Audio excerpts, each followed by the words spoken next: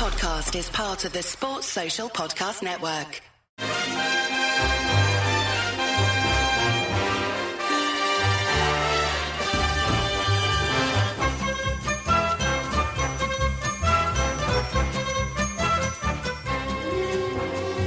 Recording. Sometimes. Hello everyone and welcome to the latest episode of How We're the Podcast. It's Gav. You join us right in the aftermath of Sunderland's devastating 3-0 defeat at the hands of Coventry City, and well, let's say had you right. You absolutely tortured us all afternoon. Wasn't fun. Probably the worst performance of the season. We're about to get into it and chat all about what we saw. Chris is with me, as you might have heard at the very start there. Hello, mate. Hello. Fun times. Yes. You know, I haven't felt like this about the lads for quite some time. Just awful all around. And, you know, I don't mind necessarily getting beat. You know, you feel it pisses you off and it goes wrong. You feel down about it. But a performance like this, where there's just zero energy, zero kind of fight, that's the ones that really get to me like this. These are the types that really get me down. That really get to me more than just you know, if you fight and you lose out and you lose to a better team. You said Hadji Wright. We'll get straight into it, I suppose, because you said Hadji Wright tortured us. He didn't. Like, I don't think he did. Like, because we were so apathetic and off the pace, he was allowed to do it. It'll be the easiest hat trick I think he'll ever score. And I'm already going off on one. Yeah. Well, when I say he tortured us, I just think every time he got near our defence, we shit ourselves. But it was more of an all-round issue. You're right. I mean, I've just listened to Régis Le Bris after the game, and that's as deflated as I've seen him, and I'm not surprised because the lads did let themselves down with probably the least energetic performance of the season. I would say probably I mean, I don't want to accuse them of a lack of heart and fight, but we didn't want it as much as Coventry for me. It was though. You can't. You're saying you don't want to accuse them of it. That on the pitch, that's exactly what we saw. And I mean, I tried to do 3 positives. I was racking my brains for ages to get 3, but one of them was potentially this might be a kick up the arse. Well, you'd like to think so. It's going to have to be. We were talking to Nick Barnes about this shock that they might need, a shot on the arm, like some sort of cattle prod.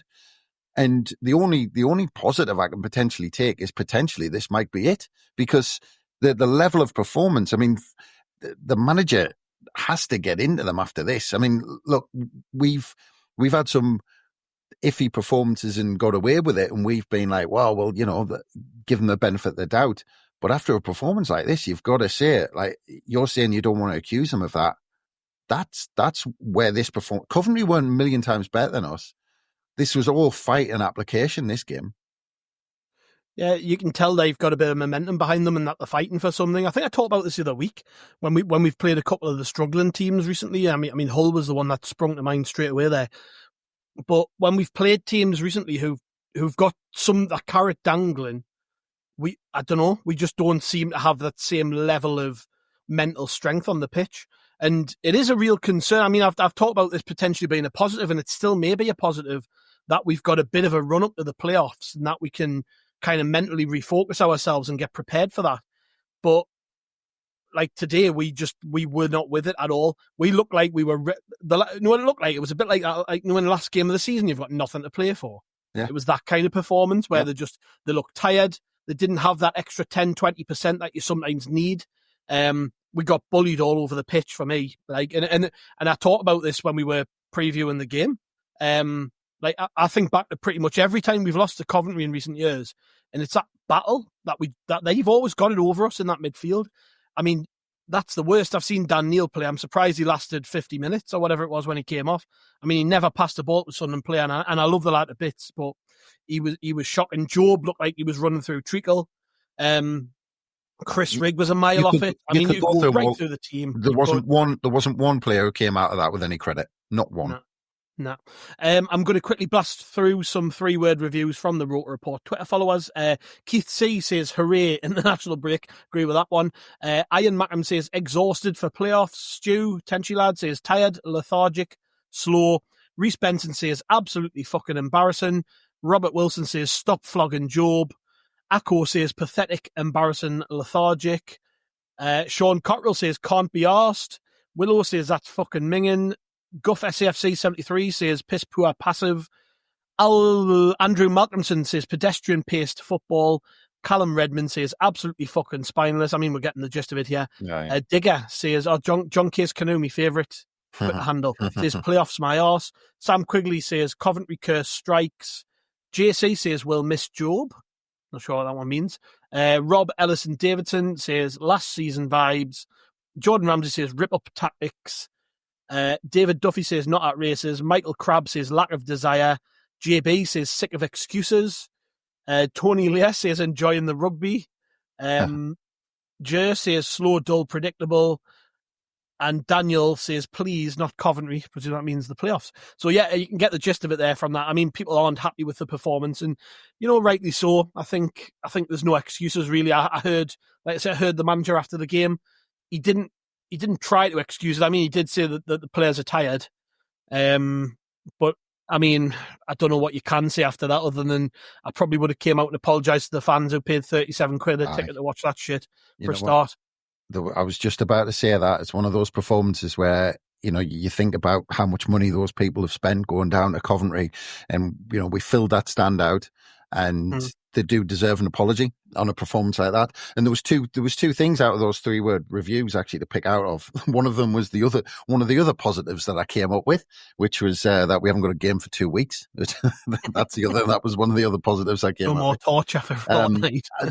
Incidentally, the third one was Sealed getting some minutes. That was the third one. That's the only one. But the other one was someone said rip up tactics there, but I don't think it's not ripping up the tactics that I think it's the problem. It's getting back to the tactics that did us so well in the first half of the season. We've lost those triangles going forward. Roberts looks isolated on one side. Mundle, even when Mundle got the ball, he looked isolated. It was almost like giving the ball and saying, go on then, go and do your thing. And it kind of coincided a little bit with Lefebvre coming in when we started to do that and lose the triangles a little bit. Not necessarily saying it was kind of his fault, but, you know, Lefebvre is a brilliant player and I can't wait for him to come back. But it kind of coincided with him where we lost that shape, where we had those triangles going for the first half of the season. So it's getting back to that. The other thing we lost is the press. So we've lost our press that we had that was so effective, and those triangles. And I don't think it's ripping up the tactics. It's getting back to what we were doing so well. We've almost forgotten how to play. Yeah, and there's another positive actually that you've just mentioned there. Enzo Lefebvre's back after the international break. Yeah. I think that's something we've really, really lacked in the last 2 games, is just somebody who's got that presence on the pitch, who that can grab the ball and do something and maybe turn a game in our favour. I think that's what we're lacking at the minute. Somebody to just grab it by the scruff of the neck. I mean, Mundle did it to a degree the other night, but I don't know. I think we could be going down a dangerous road, though, if we put all our eggs in one basket with one player. But I do think we could really do with a boost of just having him available, because we look flat as a fart, if I'm honest. Yeah, it's not. I don't think it's a bit of magic that we're lacking at the moment, because we just did not get the basics right. We didn't win the tackles. We didn't win the headers. It all started. There was a set piece early on for Coventry, and it was in the first 10 minutes. And there was a ball played in, and then Mepham headed the ball back into our 6-yard box. And then one of our other players kind of sliced the ball out. And that basically set the tone. Like, everything after that, we didn't get the basics right. Mepham knows not to head it back into his own 6-yard box. And someone else, you know, normally would be kind of hooking that away and clearing it to the halfway line, and instead they kind of sliced it out for a corner, and I think it kind of just went past the post. But it was these things that in the first 5-10 minutes, it just set the tone for the whole game, and we couldn't get that. And whether it was motivation, whether it's energy, whether it's, I don't know, it's just a bit of passion, and you can say like, oh, you know, we need a bit of magic. I don't think a bit of magic would have helped us against Coventry.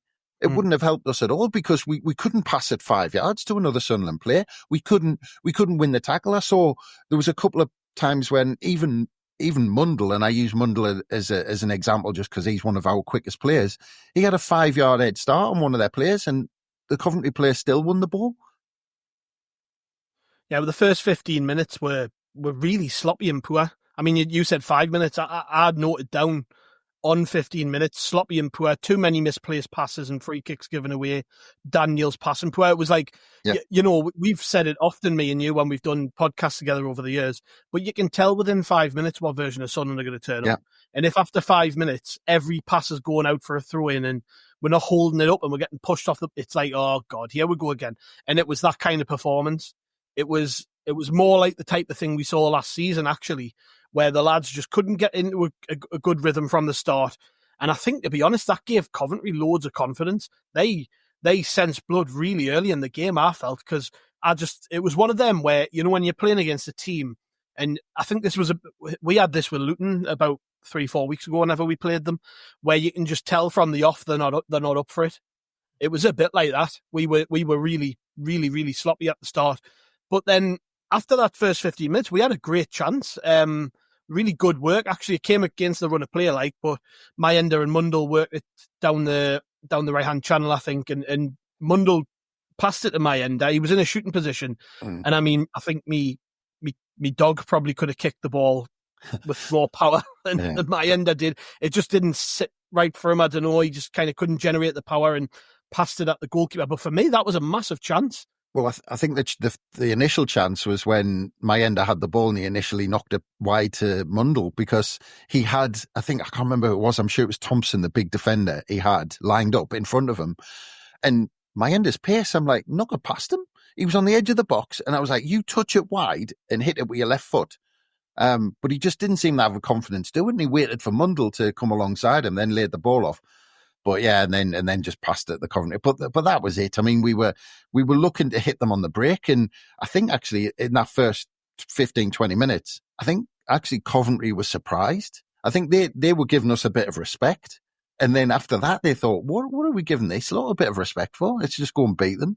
And they realised actually we were there for the taking. So yeah, but like I said, I don't think Coventry were great. Today was all about how bad we were. Yeah. Soon after, it was 1-0 Coventry, wasn't it? Crap throw-in from Cirkin and Neil. And then Neil's, I mean, it's a bouncing ball, but still, his touch is rank. And he loses again. He lost the ball quite a lot, actually, before then. Yeah. I don't know whether that was playing on his mind or what, but his touch wasn't there. It was like he was playing in denim jeans. He was absolutely all over the place. Right. Gets the ball and scores, and if I'm honest, again, Patterson, I mean, he's on that side of the goal. He's not completely central. He's actually sort of maybe a third, halfway over to that hand side of the goal. So it's like down that right hand side, and he dives for it and gets nowhere near it. And I mean, it's a good strike, but I mean, you could blame, like I say, blame Cirkin for the throw in, Neil for the touch, but for me, again, the goalkeeper's got to do a little bit better too. And this is, I mean, it's every game nearly now we're talking about this. Yeah, and look, it was a sign of how we were playing and where our head was at. That you look where it began. We won back possession on the halfway line, and Coventry were pushed quite high up the pitch at this point because they were on the attack, and it was a bad touch by them. And it rolls to Dennis Cirkin, and he's got loads of time, and the bizarre thing was at this point, instead of putting his foot on the ball and looking for a ball maybe over the top or getting in behind them, he lets the ball roll out of play really slowly. And as soon as he did that, I was like, what's he doing? But like just to almost as a contradiction, picks the ball up really quickly and then takes a long throw in, which Dan Neil wasn't expecting. And the throw in bounced in front of him. And then it was about 10 minutes later, he did the same to 09 in the corner. He gave him a really crap throw-in where it bounced in front of him, and 09 had to kind of, I think he ended up kind of hooking it over his shoulder and he couldn't get it clear properly. But it was just this, that was kind of just a sign of where we were in terms of our headspace.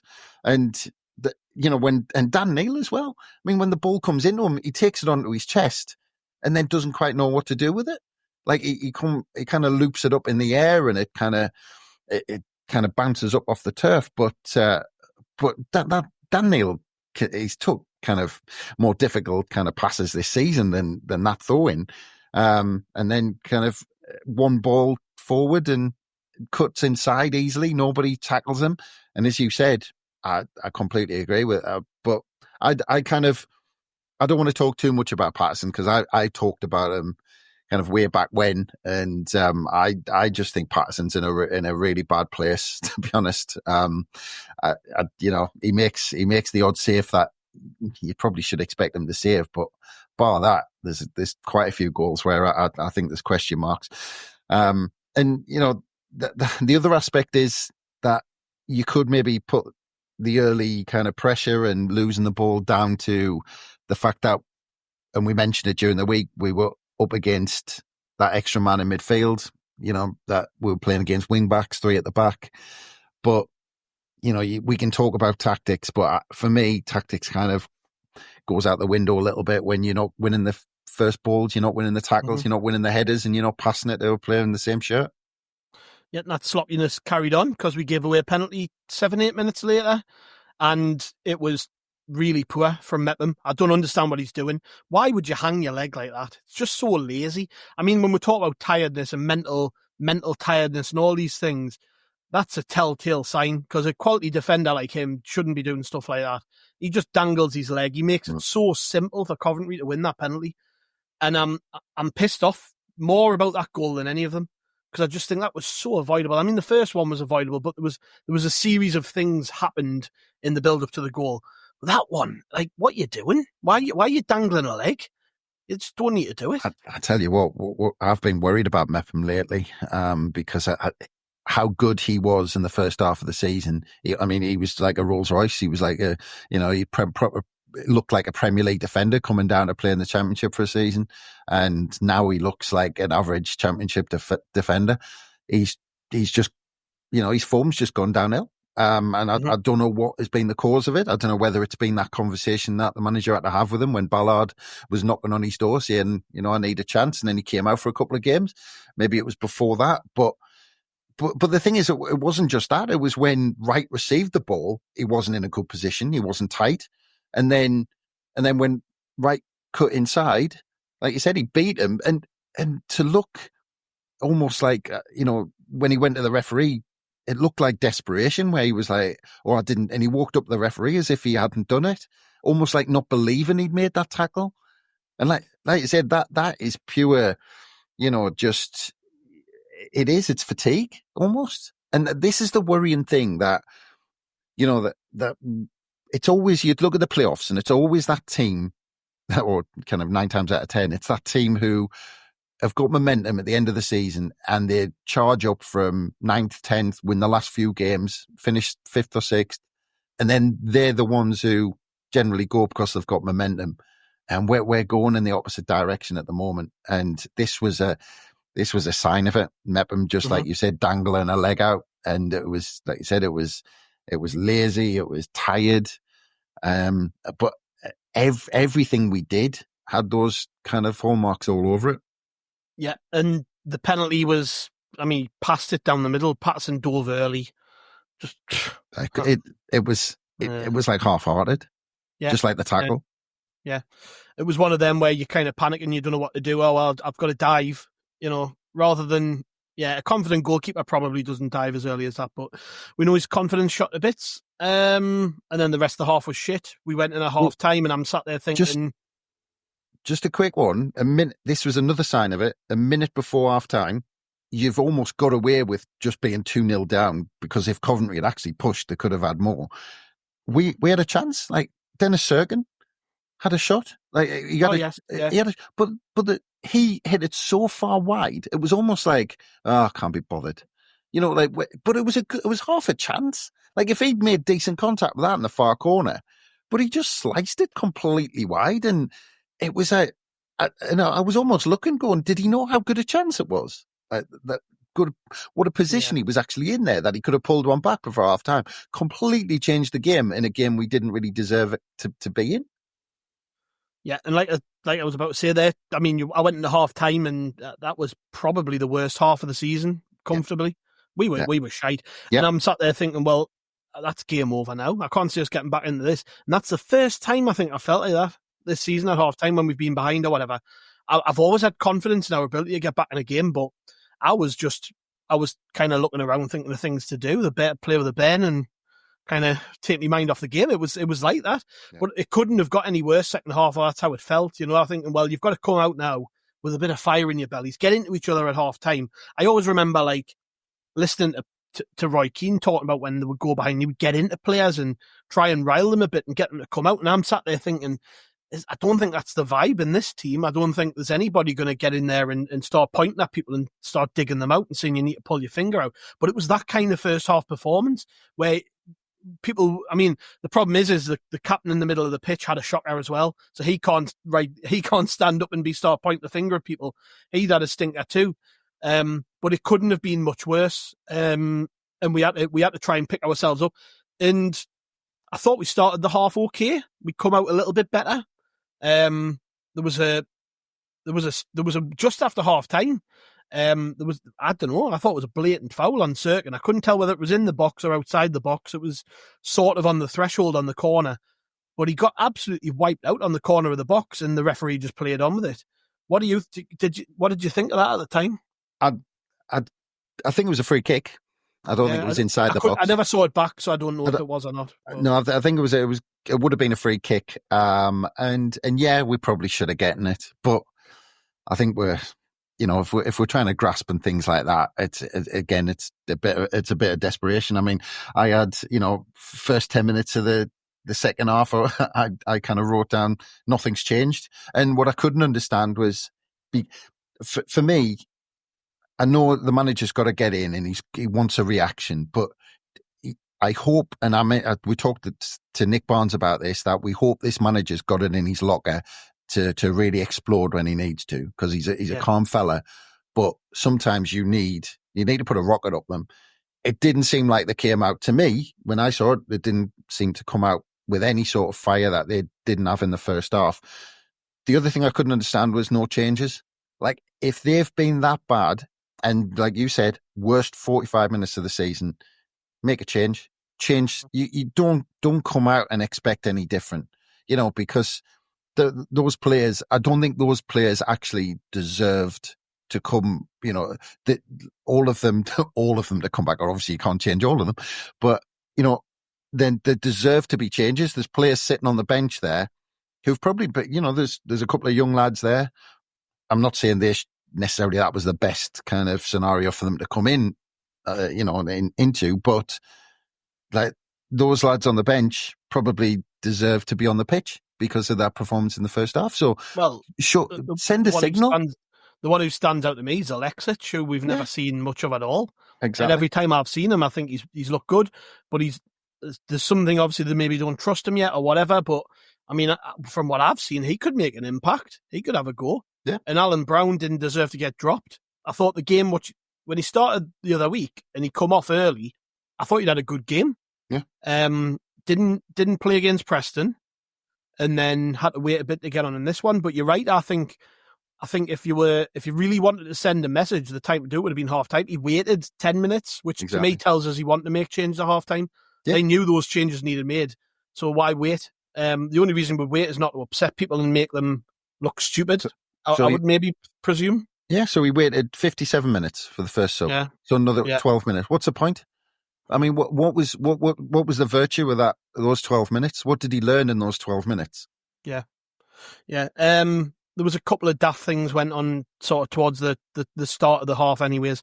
A lot of pushing going on. Hume got himself a daft yellow for pushing somebody right in front of the referee. I think a couple of minutes later, then Rig made a tackle, which I don't think it was actually as bad as the Coventry players made out, but they were trying to get him sent off. Nah. And it just started to get a bit daft, didn't it? What was annoying about that, though, one of their players sprinted 20 yards to push him right in front of the referee, and nothing got given. I mean, I'm not blaming the referee. We were shit today, but I don't think he reffed the game well. I mean, I mentioned that that foul on Cirkin. They went right down the other end of the pitch about 10 seconds later and got a free kick for something which was soft as shite. And it annoyed us through the game. But it was one of them where I kind of gave up being annoyed about it because we were just that poor. I'm not going to sit and quibble on it. No, I mean, the referee, to be honest, was I hardly noticed him because I was watching us, unfortunately. Yeah, unfortunately, we were watching Sunderland. But yeah, as you mentioned before, Isidore came on for Dan Neil. Watson came on for Mundell. We went 2 up front. It made no real difference, did it? Really? Nah. Well, it looked like Mayenda kind of moved into the Rig role, and Rig moved out wide. Because it looked like Mayenda was dropping off really deep to pick the ball up, but like I said, it made absolute. Well, there was a couple of chances around the hour mark. Mayenda, and again, it screamed kind of, fatigue and us being lethargic. Mayenda was almost clean through, and he never looked once like he was going to score when he went through.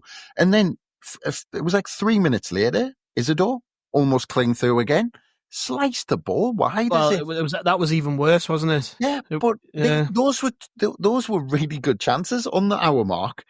We could have been like, even if we put one of those away, like it might have given us the motivation to try and get on and get an equaliser in the last 25 minutes or so. But yeah, like it's almost like they went clean through and just were like, just going through the motions instead of like, being solid, going through and being confident and striking the ball well.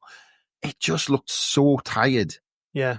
Yeah, and that came hot on the heels of them having a good chance. So right before Mayenda's really good chance, Patterson actually made a really good save from one of their corners. I think it was Thomas, the centre-half. Yeah. Headed it, and Patterson made a really, really good save from that. And then I think it got cleared off the line once or twice, actually, before we got rid of it. But that could have been 3-0 then. So for us to be, 2-0 down already, keeper makes a great save, we get rid of it. Then we have 2 chances. I was sat there thinking, this could be 2s each. And it's mad. We've been sitting here saying it's been the worst performance this season, this, that, and the other. But, if we'd been even half decent in front of goal, that was 2 goals. I mean, the Mayenda one, he did really, really well to get in a position to be able to shoot. But you're right, he never looked like scoring. And then the Isidore one was actually pretty similar. I think both chances came through Trey Hume playing long balls down that right-hand channel. Yep. And that was the first time we really got in behind Coventry and had a go at them. But like you say, I mean, our confidence was shot. Isidore, he just swiped at it. I mean, I've never seen a more wild shot than that probably for a long time. Awful. But you just had no confidence in them scoring. I don't think they had confidence in themselves. And then it went from bad to worse a couple of minutes after that because Dennis Cirkin went off injured. I know he hadn't played well, but there's your first choice left back going down with his head in his hands. Yeah. And I said this the other week, when a player does that, I generally think the worst because I think, oh shit, even he knows he's knackered. And it's Dennis Cirkin, who prior to this season was very injury prone. So, you think, oh God. And we don't know the extent of that. Hopefully we'll learn pretty quick. But he was all set to go off with England. That'll probably hamper him now. I mean, if he's knackered, if he's done it looked like his hamstring or maybe his thigh. He was sort of holding that area of his leg. I don't know.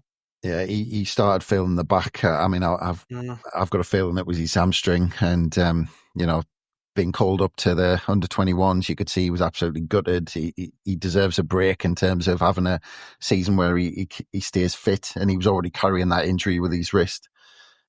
He just needs a break, and it's going to be a bit. I mean, I suspect he's going to be out for at least a month if it's his hamstring like that. But we'll wait and see. And we just didn't need that in a game like this, did we? No. You mentioned before one of the positives, Jensen Seethe came on for him, and he did okay actually. And I think they asked him, the manager, about that after the game as well, tried to get his opinion on it. And I think whilst it was fair enough, it was a positive. I don't think he really wanted to talk about Jensen Seethe. And then not long after, Wright gets his hat-trick. Again, for me, poor by Mepham. Ball's played down his right-hand side. Done for pace, maybe just switches off a little bit. But again, Patterson, what's he doing? Yeah, why is he coming up? Why is he coming flying out, making it? Well, I mean, you couldn't have made it easier for Wright. Dink it over him and it's in, and that's what he did. And you said, he's probably the easiest hat-trick you'll ever score. I agree, but for fuck's sake, man, what would you? Why, like? Yeah. Well, look, how many times are we going to have this conversation about Patterson? Yeah. Well, look, Roberts was weak. Roberts was awful giving the ball away. He was really weak. And then so easy, one ball down the channel, and that was it. You know, Mepham was nowhere. But the thing is, as you said, it was still wide enough where it wasn't too much of a, gilt-edged chance. It wasn't kind of like he was destined to score. But as soon as Patterson came out, he knew exactly what he was going to do. Dink, easy. I mean, when he saw the Patterson coming out, he must have thought that, oh, this is brilliant. Like he actually had a job on his hands to finish it off until Patterson came charging out, and he just made it easy for him. And it was. I have no clue why he did it. It was just, I don't know whether there's a rush of blood to his head. I mean, it screams confidence is low, but yeah, all three goals were awful. And if you think, actually, you mentioned that save off the corner from Patterson. Don't think he made another save.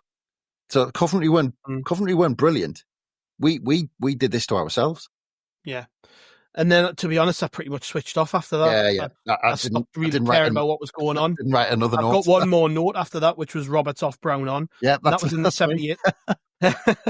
And that was in the 78th minute. And I mentioned before about the lack of energy, the lack of fight. Brown's not played much recently. He's fit. He's raring to go. He's experienced. For me, this was a game where you need him on the pitch early on, just to try somebody who's played 400 games at this level. When you need a bit of leadership and experience on the pitch, and even just to say at 2-0, right, we don't concede again, lads, because this is getting out of hand. You know, let's crack on. But yeah, wasn't great.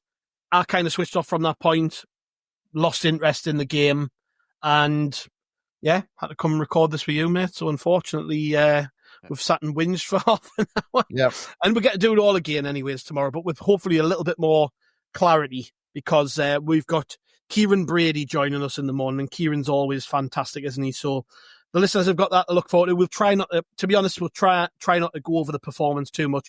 I think we might do more bigger picture stuff and sort of looking ahead to the international break and the stuff after it, because I think you should. Nobody needs to relive Coventry another time. And I hope we never play them again, genuinely. And we might. And I'm not looking forward to that possibility. So couple of months. Yeah, well, go enjoy your takeaway, mate. I know you're clamming for some dinner. I'm going to try and rescue the rest of my Saturday because I'm utterly miserable. I am. Hopefully them black and white bastards get battered tomorrow and cheer us up, because I'm fucking sick of hearing about it already. I would say it's been a pleasure, mate, but it really hasn't. No.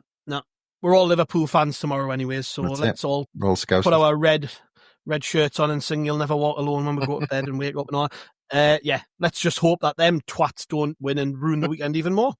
Thank you, everyone. Like I say, we've got another pod coming tomorrow with Kieran Brady, me and Martin, I think. So Chris doesn't get the pleasure of his company, but it will be me and Martin in the morning, and we'll try and get that out for you in the afternoon. Plenty to come over the next week. Hopefully got a couple of ex-player interviews coming up, ex-managers maybe, journalists, analysts. We've got some really interesting people to speak to this week, but we won't reveal too much, so make sure you check everything out. Make sure you subscribe to Howie the Podcast wherever you find us, and we will catch you on the next one.